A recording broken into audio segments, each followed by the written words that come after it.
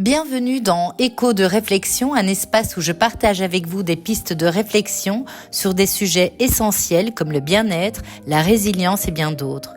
Sur la chaîne Nourrir les liens, mon objectif est de vous offrir des ressources pour renforcer vos liens, que ce soit avec vous-même ou avec les autres, car je suis convaincue que le lien est le meilleur antidépresseur qui soit. Aujourd'hui, je vous propose d'explorer un sujet particulièrement délicat et intime. La relation entre une fille et sa mère face à la maladie et comment prendre soin de ce qui reste à vivre dans cette relation. Lorsque la maladie s'installe dans la vie de nos proches et plus particulièrement dans la vie d'une mère, je crois que le chemin n'est ni un simple pardon, ni une soumission, ni un rejet. C'est un processus subtil et évolutif qui peut nous pousser à questionner, à ajuster et à transformer cette relation avec bienveillance. La relation entre une mère et sa fille ne commence pas à la naissance de l'enfant, mais bien avant, dans l'héritage transmis à travers les générations. Et prendre soin d'une mère malade implique dès lors de se reconnecter à son histoire, ses souffrances, ses forces, ses fragilités. Le lien devient alors encore plus fragile et chargé d'émotions. Cette démarche prend un écho particulier face à la maladie où le soin ne se réduit donc pas à un acte physique, mais devient une voie possible de réparation émotionnelle et relationnelle.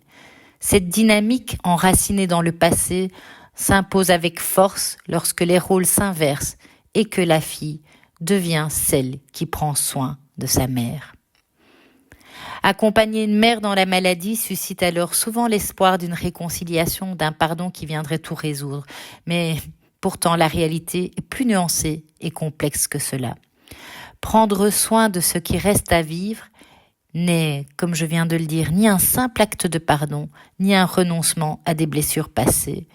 Il s'agit d'un processus d'évolution, d'ajustement, de découverte, où prendre soin acquiert une toute nouvelle signification. Accepter que la relation a évolué au fil du temps, reconnaître les blessures du passé et se demander comment à deux avancer avec ce que nous sommes devenus l'une et l'autre. Prenons par exemple l'histoire de Jeanne, 85 ans, atteinte d'un cancer et de sa fille Marie, 50 ans.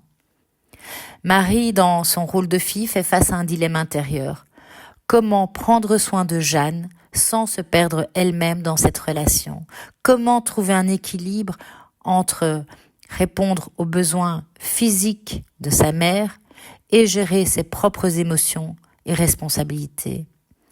Pour Marie, la relation avec Jeanne a toujours été teintée de non-dits, de moments de rivalité, de tension, mais aussi, avouons-le, de quelques moments de tendresse timide.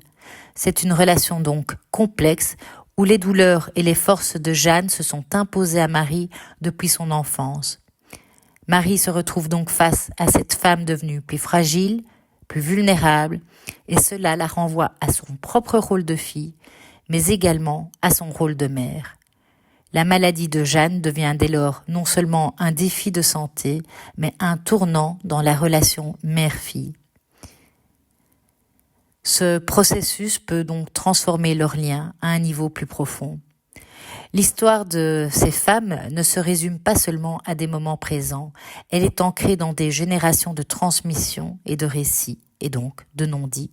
Ce sont ces couches invisibles qui influencent la manière dont Marie prend soin de Jeanne, mais aussi comment Clara, la fille de Marie, perçoit son propre rôle dans cette chaîne familiale. Clara, qui a elle 30 ans, observe ce qui se passe entre sa mère Marie et sa grand-mère Jeanne. Elle voit Marie se débattre dans sa relation complexe avec Jeanne et cela affecte également sa propre relation avec Marie. Ce que Clara observe est un miroir non seulement de ce que sa mère vit avec Jeanne, mais aussi des attentes qu'elle pourrait avoir vis-à-vis de sa propre relation avec sa mère Marie. Elle est donc confrontée à ce miroir intergénérationnel où elle redécouvre non seulement les forces et les faiblesses de sa mère, mais aussi les attentes qu'elle peut avoir vis-à-vis de sa relation avec elle. Comment sa propre relation avec sa mère Marie pourrait-elle changer avec le temps? Clara commence à comprendre que l'acte de prendre soin ne s'arrête pas à une seule génération, mais se transmet de manière subtile à travers les choix de chacune d'elles.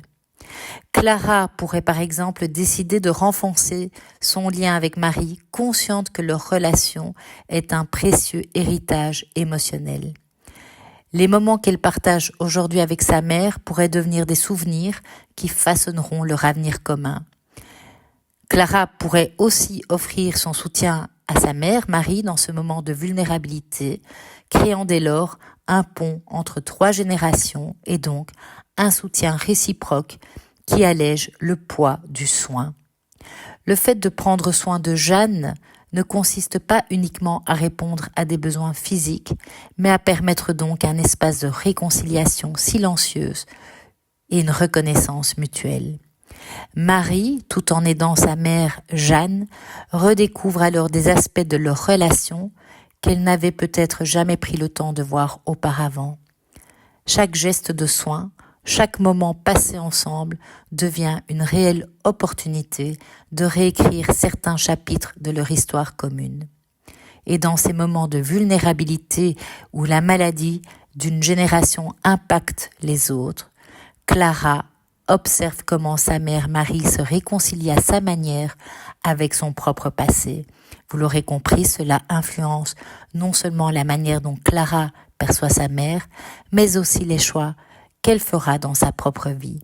Elle pourrait par exemple décider de construire une relation avec Marie qui ne soit pas seulement fondée sur des attentes ou sur des dettes invisibles, mais sur une reconnaissance de leurs différences et de leur amour. Marie, quant à elle, dans sa relation avec Jeanne, porte le poids de générations, de non-dits, mais aussi de rêves inachevés. Et pourtant, elle est aussi en position de redéfinir ce qui signifie être une fille pour elle, une mère et une femme indépendante.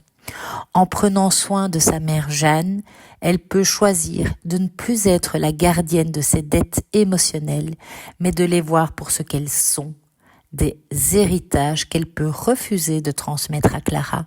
Ce processus, bien qu'invisible, permet alors à Marie de poser de nouvelles bases dans sa relation avec Clara. Prendre soin de Jeanne devient alors un acte de libération non seulement pour elle-même, mais aussi sa fille qui, en voyant alors sa mère naviguer à travers cette période, apprend qu'elle peut aussi redéfinir sa propre relation avec Marie loin des attentes passées. Et ce qui reste à vivre entre Jeanne, Marie et Clara est précieux. C'est dans ces moments que des décisions simples, mais tellement significatives peuvent être prises. Choisir de passer du temps ensemble, de parler des souvenirs, de regarder des photos ou même simplement de partager des silences remplis d'émotions. Ces petits gestes nourrissent le lien qui transcende la maladie et les différences. J'arrive tout doucement au bout de ma réflexion, mais avant cela, prenons ensemble le temps d'écouter ces quelques notes, ces quelques mots. Une mère, ça fait ce que ça peut, ça ne peut pas tout faire, mais ça fait de son mieux. Une mère, ça calme des chamailles, ça peigne d'autres cheveux que sa propre broussaille. Une mère, c'est plus comme les autres filles, ça oublie d'être fière, ça vit pour sa famille. Une mère, ça se confine au bercail, c'est pris comme un noyau dans le fruit de ses entrailles. Une mère, c'est là que ça nous protège, avec les yeux pleins d'eau, les cheveux pleins de neige. Une mère, à un moment ça se courbe, ça grince quand ça se penche, ça n'en peut plus d'être lourde, ça tombe, ça se brise une hanche, puis rapidement ça sombre, c'est son dernier dimanche. Ça pleure et ça fond à vue d'œil, ça atteint la maigreur des plus petits cercueils. Oh bien sûr, ça veut revoir ensemble toute sa progéniture entassée dans sa chambre, et ça a fait semblant d'être encore forte jusqu'à ce que son cadet ait bien fermé la porte. Et lorsque toute seule ça se retrouve, ça attend dignement que le firmament s'entr'ouvre. Et puis là, ça se donne le droit de fermer pour une fois les deux yeux à la fois. Ces mots poignants, extraits de la chanson de Linda Lemay, nous rappellent la réalité inévitable de l'usure du temps. Nous sommes tous des êtres de finitude, et cette usure du temps agit donc forcément également sur nos mères, sur nos mamans, la fragilité, la dignité et finalement le silence qui s'installe. Ce moment où, malgré tous les efforts et nos liens, cette mère, quelle qu'elle ait été, finit par s'effacer doucement, laissant derrière elle peut-être un espoir, une réponse, des réponses, ou parfois un vide, mais peut-être également une leçon. Et celle d'avoir fait la plupart du temps avec ce qu'elle était simplement et les moyens dont elle disposait pour avoir fait du mieux qu'elle ait pu pour ses enfants, même dans ces derniers instants. Et c'est précisément cette réalité que Marie affronte aujourd'hui avec Jeanne et que Clara observe avec une attention particulière. Merci d'avoir écouté cet épisode d'Écho de réflexion et surtout, si vous avez des questions ou souhaitez échanger, n'hésitez pas à laisser un commentaire, à partager cet épisode ou simplement à partager votre expérience pour nourrir nos liens. À très bientôt pour un nouvel épisode de Écho de réflexion.